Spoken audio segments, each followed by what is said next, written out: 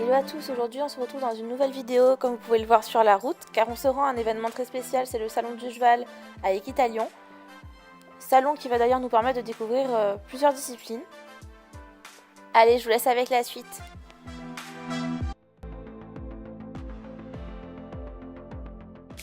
Commençons tout d'abord par une démonstration des usages du cheval de trait.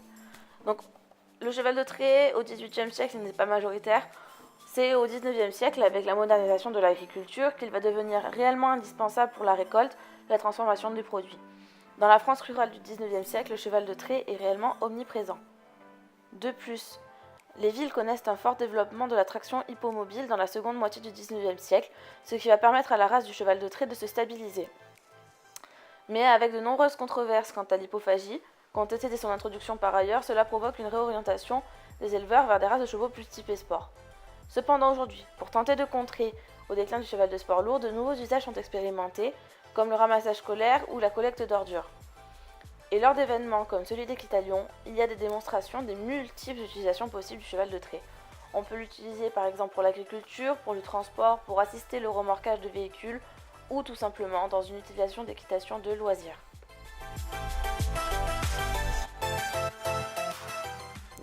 Nouveau hall maintenant, nouveau monde, on passe au monde des courses. L'origine de la course de galop remonte au règne de Louis XVI, au XVIIIe siècle en France. L'aristocratie française a importé d'outre-Manche cette pratique des courses de vitesse. Le pur sang anglais s'est peu à peu développé et reste la race la plus employée, avec une sélection génétique très coûteuse. Les courses de trot et de galop participent à parité ou presque dans la réalisation des courses. Des sociétés mères distinguent les structures et organisent les courses. Le Pari Mutuel Urbain, PMU, créé en 1931, a permis d'étendre la prise des paris en dehors des hippodromes.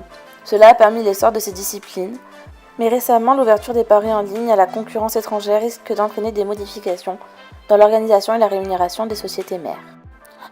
Passons ensuite au spectacle du soir et intéressons-nous à un volet particulier de l'histoire française équine, le cadre noir de Saumur. L'histoire du cadre noir débute au XIXe siècle, au lendemain des guerres napoléoniennes. La cavalerie française est décimée. Dès 1815, pour reformer les troupes à cheval, une école des troupes à cheval fut créée à Saumur avec pour mission de former des instructeurs pour tous les corps de cavalerie. La vocation première de ce corps d'élite à l'époque est de former les officiers et sous-officiers de cavalerie capables d'utiliser et de dresser des chevaux pour un usage militaire. Le cadre noir est le responsable de la doctrine équestre. Celle-ci est fondée en 1825, au départ sur des principes académiques hérités de l'école de Versailles. Au XXe siècle, la cavalerie se mécanise, mais en parallèle, les sports équestres font leur apparition. Le cadre noir évolue vers le sport tout en continuant à représenter ses reprises collectives de haute école. Avec le développement spectaculaire de l'équitation de loisirs et de sport, dans les années 70, la France a souhaité organiser l'enseignement de l'équitation en créant une école dont la vocation serait de préparer au diplôme d'État de l'enseignement de l'équitation.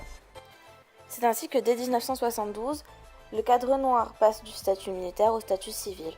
Et enfin, en 2010, l'École nationale d'équitation a fusionné avec les haras nationaux pour devenir l'Institut français du cheval et de l'équitation, établissement public placé sous la double tutelle des ministères chargés des sports et de l'agriculture. Le cheval de selle perd petit à petit son caractère unitaire.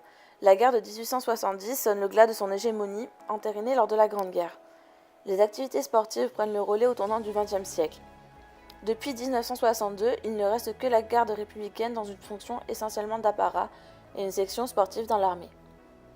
Ce sont d'anciens militaires qui deviennent dans un premier temps instructeurs des premiers centres équestres. Ils transmettent les valeurs, les techniques issues de leur formation.